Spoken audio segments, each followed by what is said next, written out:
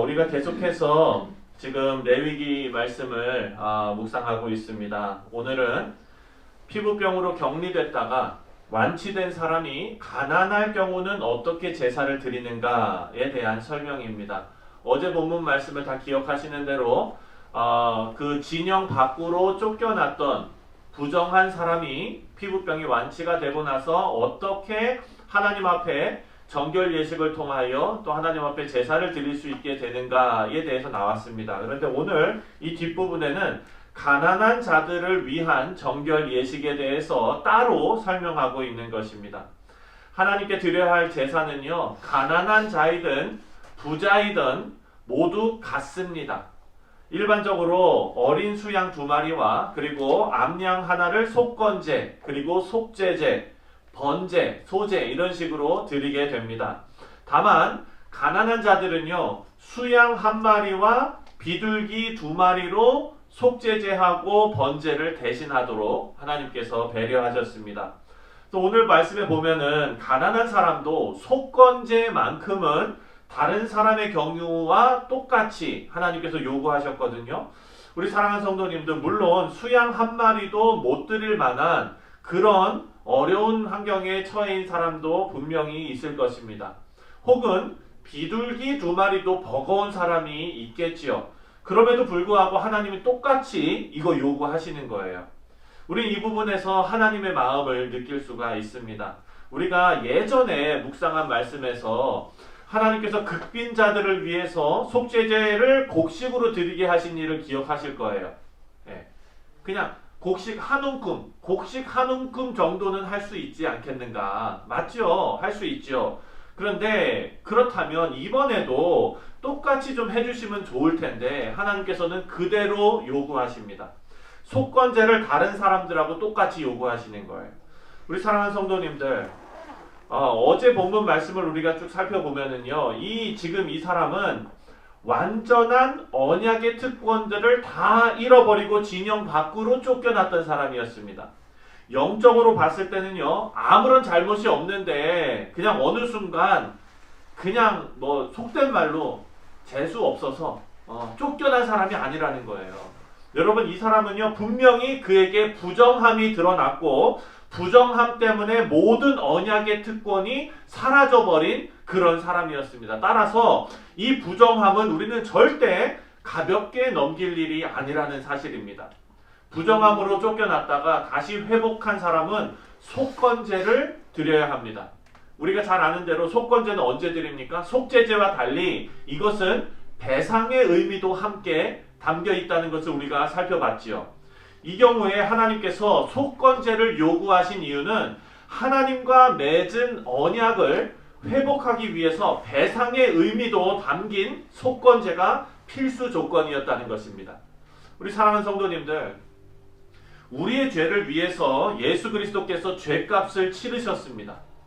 근데 우리는 어려서부터 예수님께서 다 십자가에 달려서 다 그냥 다 우리를 구원해 주셨고 우리는 아무것도 하는 건 없어, 그냥 믿기만 하면 돼, 이런 얘기만 계속 듣고 나니까 예수님께서 십자가에 달려 죽으신 그 죄값을 치르신 그 값을 우리가 너무 가볍게 생각하는 경향이 생깁니다.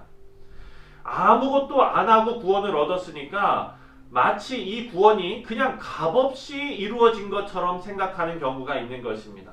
가난한 자들에게도 속건제를 똑같이 요구하시는 하나님께서 부정함에서 정결하게 된 완치자가 그 의미를 깊이 마음에 새기기를 바라고 계실 것입니다.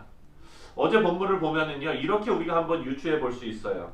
14장 2절에 보면은 제가 읽어드리겠습니다. 나병 환자가 정결하게 되는 날에 규례는 이러하니 곧 그 사람을 제사장에게로 데려갈 것이요.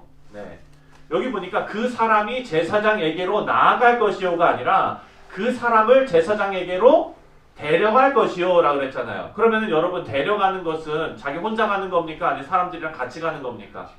같이 가는 거죠. 그렇다면 우리가 여기서 유추해 볼 수 있는 것은 이 완치자가 제사장에게 나아갈 때도 아마 그의 가족이나 친족이나 혹은 친구들이 동행했을 거라고 우리가 유추해 볼 수 있습니다. 그렇다면 아무리 가난하다고 해도 이 속건제의 예물을 드리는 만큼은 서로 힘을 모아서 마련해야 된다는 거예요. 네. 우리 사랑하는 성도님들, 우리는요 하나님의 언약 백성으로서 서로를 위해 사랑의 짐을 나누어 지어야 합니다. 사도 바울이 로마서 13장에 이렇게 말합니다. 피차 사랑의 짐을 나누어 지라. 피차 사랑의 짐을 우리는 나누어 져야 하는 것입니다. 우리도 믿음의 식구들끼리 그리스도를 본받아 사랑의 짐을 나누어 질 수 있는 우리 뉴욕 성실 장로교회 모든 교우들 되시기를 주님의 이름으로 축원드립니다. 네. 제가 예전에 청년 사역을 했어요. 여러분 청년 사역 중에서도 유학생들은 참 어렵습니다.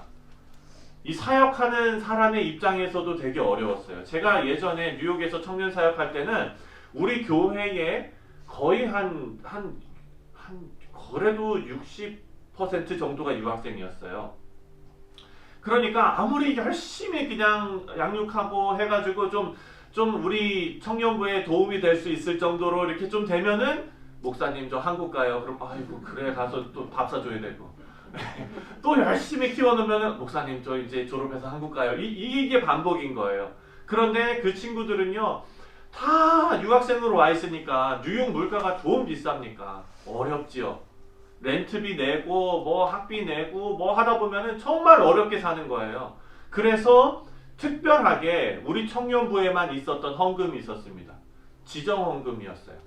이 지정헌금이 뭐냐면 일주일 동안 우리가 기도하면서 살아가면서 또 우리 형제들의 또 자매들의 소식을 듣잖아요. 누가 어려운 사람이 소식에 들리면은 그 마음에 감동하는 대로 헌금하는 거예요.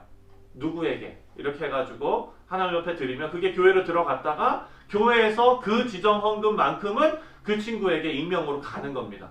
그런데 이게 계속되다 보니까 그 한가운데 간증이 막 생기기 시작해요. 기가 막힌 타이밍에 하나님께서 어떻게 그냥 역사하시고, 여러분 우리가 그 어린 청년부의 나이에 타국 땅에 와가지고 고생하던 그 시절에 하나님의 도움의 손길을 교회 안에서 공동체 안에서 사랑의 짐을 서로 나누어 지면서 느낀 그 사람은 아마 평생 그거 못 잊을걸요. 잠깐 잊었더라도 나중에 철들면 기억날 거예요. 마찬가지로 우리 뉴욕 성실 장로교회에서 사랑의 공동체에서 같이 신앙생활 하시는 분들은 서로 돈 빌려주라는 얘기가 아닙니다. 사랑의 짐을 나누어지는 것은요, 우리의 마음이 하나님 앞에서 그 사랑이 넘쳐나서 다른 사람들을 같이 도와주고 기도해주고 격려해주고 이런 모습이 우리 가운데 있어야 할 것입니다. 우리 사랑하는 성도님들, 가난한 자가 정결 제사를 드릴 때 제물은 일반 제사와 달랐지만 비둘기로 바꿔주셨지만 제사만큼은 동일하게 드려야 했습니다. 가난하다고 하나님 앞에 이행해야 할 의무가 없어지는 게 아닙니다. 거룩한 성도로 우리가 살아가지 않습니까? 거룩한 성도로 살면서 하나님 나라를 위해서 충성을 다하는 헌신은 우리 모두의 의무라는 사실입니다.